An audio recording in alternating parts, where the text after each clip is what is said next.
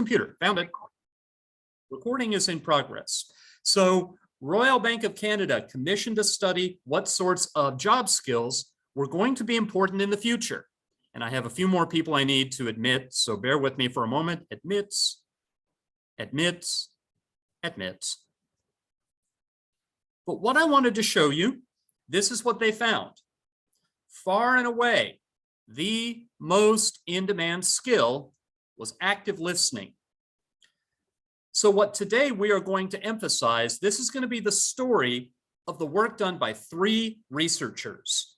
The earliest research goes back about 20 years. I know the flyer said the past 5 years. We will, by the third one, here's going to need to mute. There you are. Okay. By the time we get to the third researcher, it will all be very recent work, but we're going to begin with Janet Bevan-Bavalas, who's at the University of British Columbia in Canada. We're then going to look at how her early work influenced Monisha Pasupati. Monisha Pasupati is a professor at the University of Utah in the United States, and how both of them influenced Guy Itzhakov.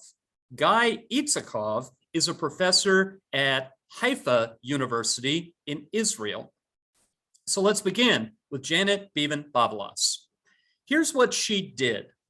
She took hours and hours of video of people having conversation, and she noticed something. And the thing that she noticed and began to study, you can demonstrate for yourself the next time you have a talk with a friend. If you are talking with a friend about something that happened to you that your friend did not see, what will happen is you'll begin with simple information. So I was on my way to work, and you'll look at their face and they'll say, mm-hmm. And Janet Bevan-Bavalas called that grounding. We look at someone's face as we talk. I'm going to admit another student. There we go. We look at someone's face as we talk, and little bits of information at a time, we look to make sure that they're not confused, that they accept the one thing we said. And we do it in little bites, little bits of information, and each time we check to make sure the person we're talking with understood. She noticed at the beginning of the conversation, the listener's feedback tends not to be specific. The listener will just say, mm-hmm, mm-hmm. And there are Japanese versions, aizuchi, Japanese back channels, which are very specific. Janet Bevan-Bavalas is Canadian, so her work is done with Western communicators. But she said, as the conversation goes on, it becomes more specific. As you get to the part of the story that is the important part, you might then say, and I found a 10,000 yen note on the sidewalk and I was so excited. And your friend wouldn't say, mm-hmm. Your friend would say something like, wow, or that's great. And what she noticed was, after the listener's feedback becomes more specific, it tends never to go back to being not specific. It stays specific. So then she came up with an experiment. She got together college students to have conversations, and she assigned them. One of them would be the speaker and talk about something that happened. The other would be the listener. But she privately told the listener, as the speaker is speaking, listen for every word they say that has the letter T in it. Count those words. And we're recording, and we're going to count the words too. If you count them accurately, we'll give you $50. And what this produced for her experiment was the listener would be distracted. The listener would just, mm-hmm, mm-hmm, mm-hmm, but never become specific. And the speaker could tell that the listener was not really paying attention. And when she set this experiment up, she found the speaker didn't talk as long. The speaker lost their train of thought more often. got confused about what they were trying to say when they could tell the listener was not paying real attention, the speaker could not speak as effectively. Now, the entire theme of the talk today is high quality listening has an effect on the speaker. It's easy for us to understand that if you are a good listener and you listen to someone talking, you'll benefit because you will understand and you will remember all of what you hear. But her research says your high quality listening will help the person doing the talking. Really quickly, I'll give you another experiment you can do. I have been sending my nonverbal communication students out to do this for 20 years. Pick the most boring professor you've got. Get together a couple of friends who are in the class, and all of you agree to do this. Put on an acting performance, the best you can, that professor is the most interesting person you've ever heard. So sit up a little straighter, keep eye contact, nod as they talk, and you know what will happen? They become more energetic, more animated. They explain things better. I've had students tell me they come back from doing it and they can't believe what a good teacher this boring professor has suddenly become. You should give it a try. So from Janet Bevan-Bavalos, we have the idea of grounding cycles. You give a little bit of information to the person listening. You look to see they understand it. They give you, Or if you're further into the conversation, you might say something and they might give specific responses. Wow, that's exciting. Good for you. Oh, that's terrible. But each time that happens, that's a grounding cycle. That's the only thing that we are going to look at that is specific to Janet Bevan-Bavalos's work. But Monisha Pasupati took that idea and she did several studies that led up to something I think you will find very useful. The first set of studies she did, she would have college students come to her lab. She would give them a list of movies and she would say, pick a movie on this list that you have not seen. They would pick a movie they hadn't seen and she would show them an edited cutting from the movie, just maybe 4 or 5 minutes long, but it had to be a part of the movie where a lot of things happened. After they watched the clip, they walked down the hallway to a room where one of her graduate students was waiting.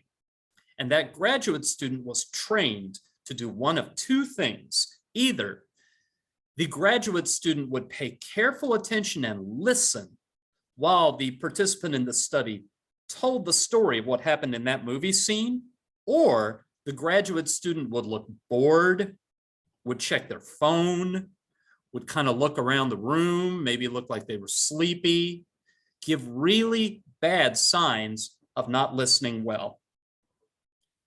So those two conditions, the participant in the study told about the scene from the movie they had seen to a good listener, to a distracted listener, and there was also a control group who just watched the scene and then went home and didn't tell about the movie to anybody.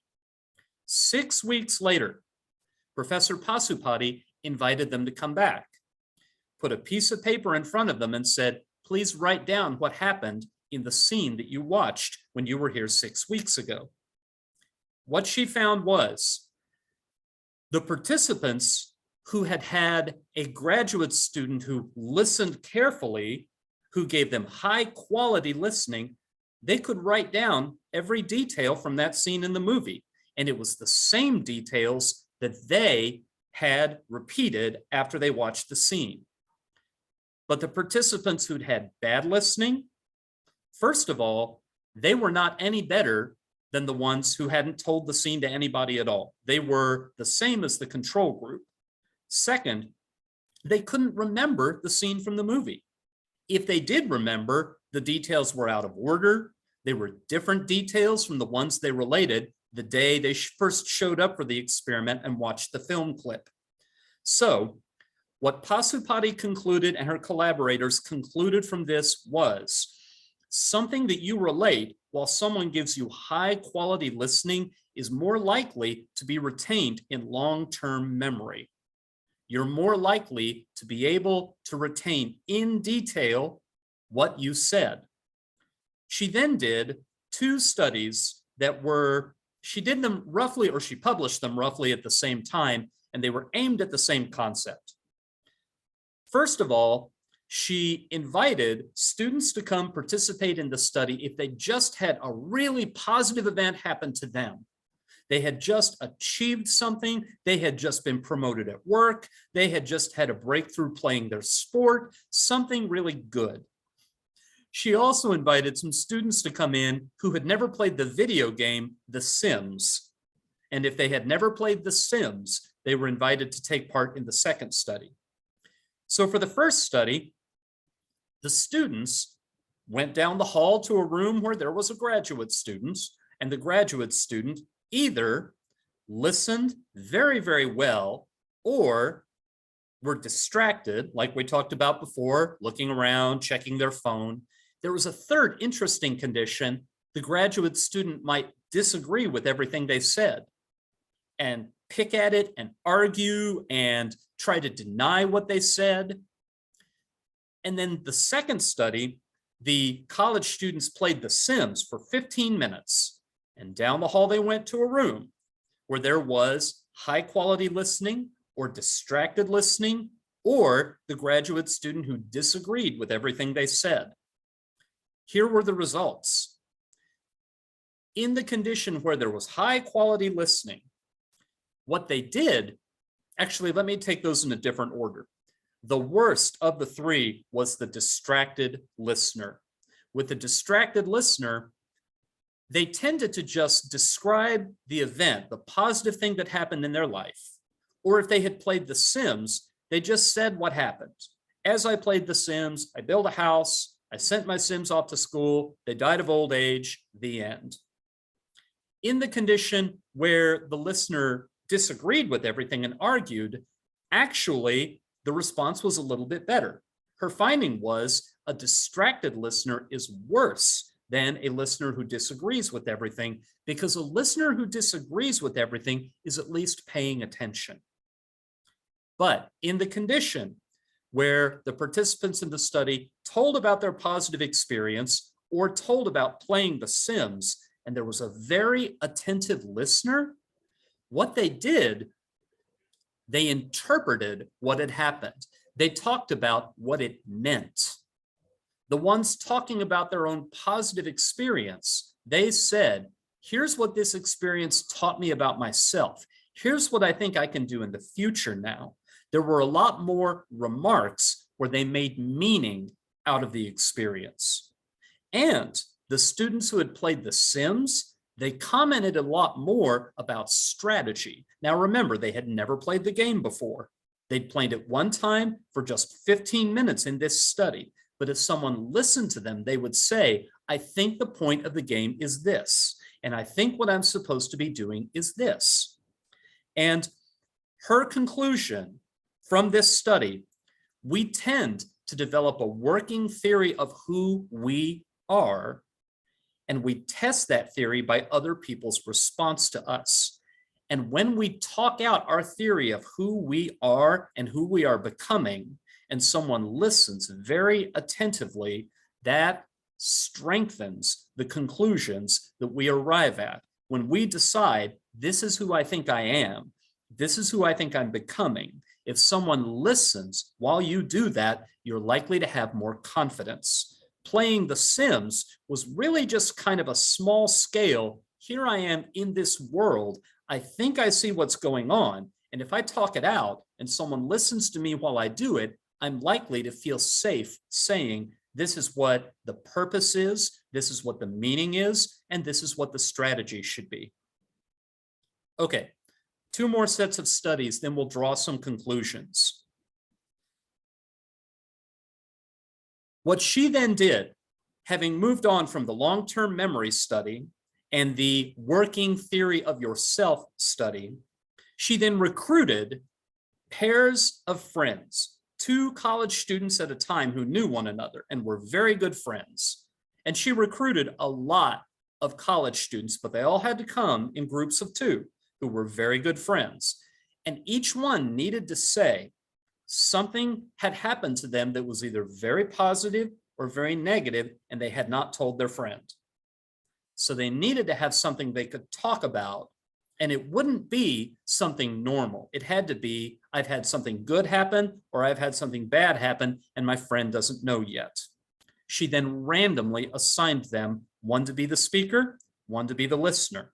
Now think all the way back to Janet Bevan Bavalas's study, and what she did, she offered the participants money if they could count the number of words that had a T sound in them, and that way she made distracted listeners.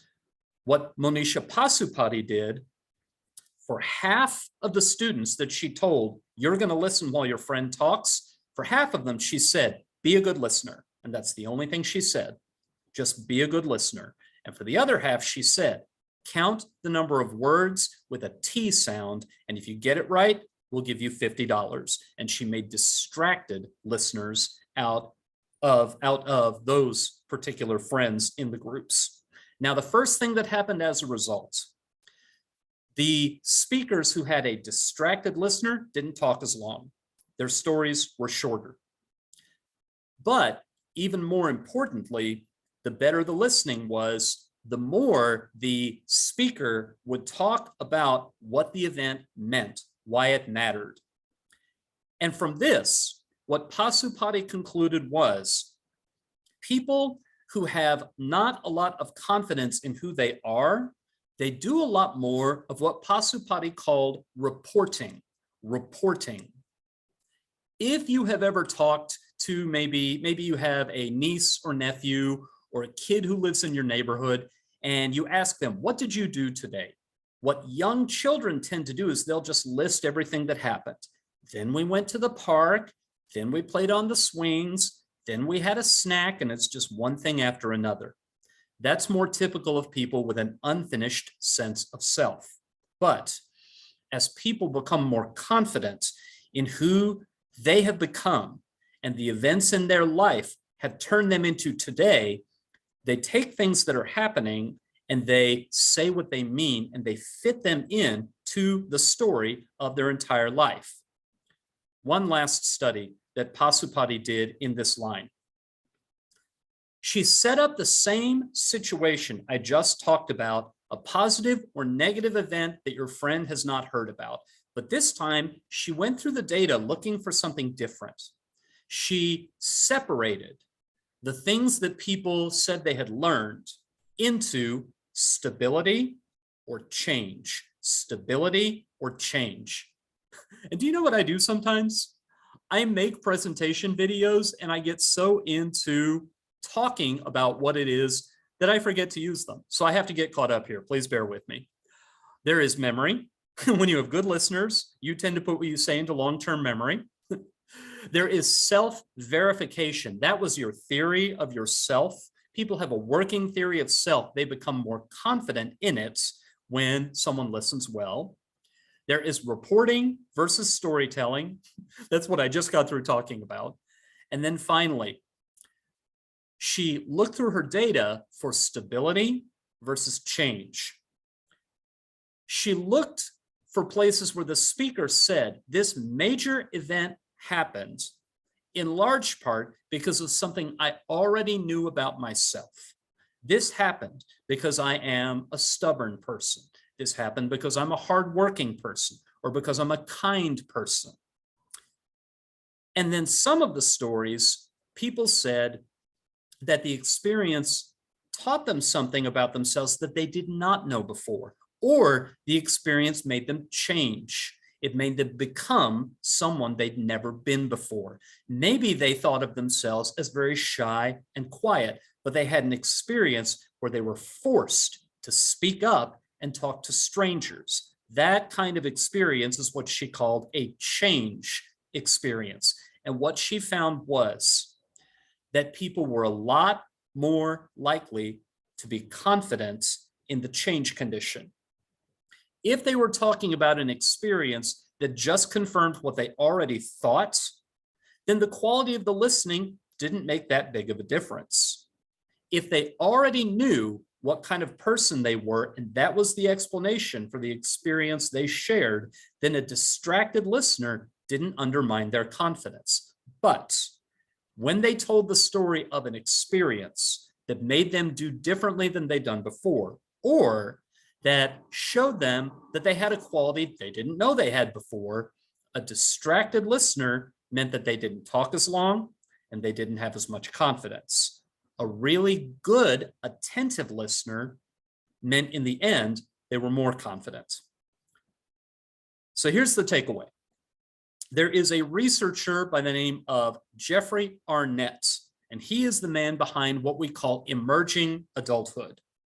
You go back about 120 to maybe 150 years. This is all research referring to the United States. A version of it is true in Japan, and there has been work in this area done in Japan. But back around 1900, it was common for 18-year-old men and women to get married, start families, earn a living, and be adults. Make all of their decisions and feel very sure that they were ready to do so. Today, 18-year-olds do not very often start their family, start earning their living, and feel confident. What Arnett has found is that young adults today tend to become confident that they can make all those decisions between about the age of 25 and 29. So age 18 up to about 25, he calls emerging adulthood. Now, I tell you about that to take all this research Monisha Pasupati has done on the effect of high quality listening on how people understand themselves. Here's the big conclusion she has reached and how I think you can use all this research. You have friends who are emerging adults. You yourself might be an emerging adult. Every time they talk about something they are struggling with, you don't have to solve it for them. You don't have to make it right for them. When you listen to them attentively, your full attention, and you encourage them to say more and to dig deep into what they're learning about themselves, you are literally bringing the adult version of them into existence. Listening is powerful, but it's not just powerful in general. It's especially powerful for people who are college age, and it's double especially powerful for college age people who are not yet sure what their purpose is or what they want to do with their lives. You have the power to give that gift to your friends, so use it wisely. So I said this was the story of 3 researchers. Let's move on from Monisha Pasupati to the third, Guy Itzhakov.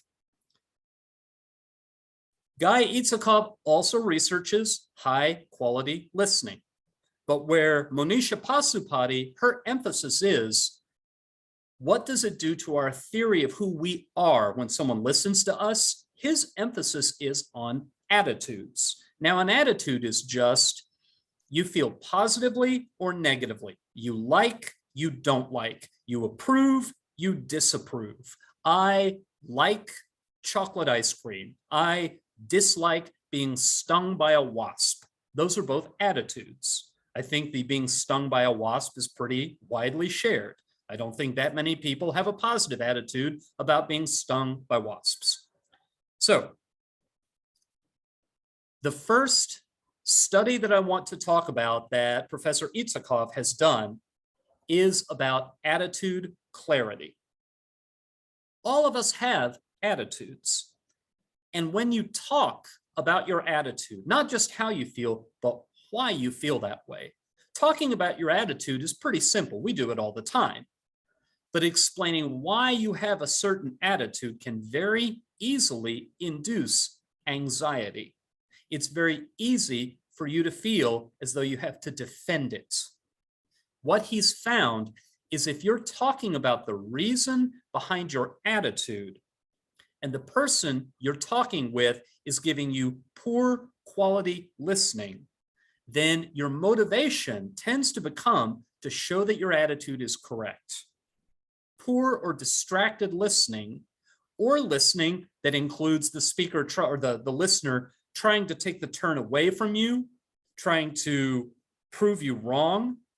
And here I should mention, his approach was a little different from Professor Pasupati's. She found a disagreeable listener was at least paying attention. He finds that actually, if you are evaluating what someone says, if you're agreeing or disagreeing, pointing out mistakes, that actually hurts the quality of listening. When someone has low quality listening, not very good listening, while they explain why they have an attitude, they tend to try to prove that it's correct. They tend to get defensive about it. But when you talk about why you have an attitude and a particular attitude, and the listener is being very attentive, the listener is giving you high quality listening, in that situation, what he found is the speaker tends to arrive at understanding their own attitude better. As they talk out their thoughts, as they explain and put things into words, maybe for the first time ever, things fall into place for them. And it's not just that the listener understands the attitude, the speaker may understand it in ways they never did before. So if the speaker has a negative attitude about dogs, they may come to understand why they find dogs scary. If they say they don't like sports, they may come to realize it's only specific sports. But they only have those moments where they suddenly understand something they didn't understand before, where there is high quality listening. In these studies, Itsakov found that the people who had talked about their attitudes, they said in the future, they intended to express their attitude, but not to try to persuade other people, that they would express the attitude just as a way of explaining themselves, just as a way of growing closer to other people by disclosing about themselves, but not by saying that other people needed to share the attitude. Second major sort of line of work that Itsakov did, he called it attitude structure. Attitude structure. Now, this was similar, but he found that when people were explaining their attitudes and there was high quality listening, they were more likely to admit that their attitudes had contradictions, that their attitudes might actually be not very reasonable, not very rational, possibly a weakness that they had. When the listening was low in quality, the speaker tended to deny that there was anything irrational, or they would argue in favor of the attitude. And there's an illustration that made this make sense for me. You may someday have children. And when you have children, you'll know what their weaknesses are and what their negative qualities are. And in a moment where you feel like your children are under attack and they need to be defended, you won't say a word about their negative qualities. But if you're talking to someone who's a good friend of yours, who also loves your kids, and the two of you are just being honest with one another, that's a moment where you could admit your child has weaknesses and negative qualities. Itsakov's work says we really have kind of the same experience of ourself, of our own attitudes. If we feel like we have to be defensive, we won't admit that our attitudes may not be perfectly rational.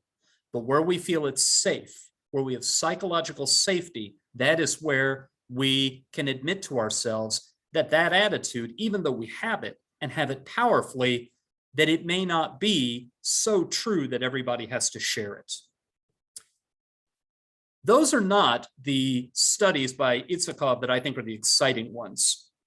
A 2020 study, this is 2 years and 2 months old. It was August of 2020. When I first saw this one hit print, it made the hair on my arms stand up. I have no hair up here to stand up. Here's what he did. He recruited people for his study who could identify a specific group that they hated. So to participate in the study, you needed to agree that you hated Black people, gay people, transgender people, homeless people, or not all of them, one of these groups, or Palestinians. And here I'll remind you, he's in Israel. So if they were recruited for the study, one of those 5 groups they hated. And the study was very simple. They used something called the feeling thermometer.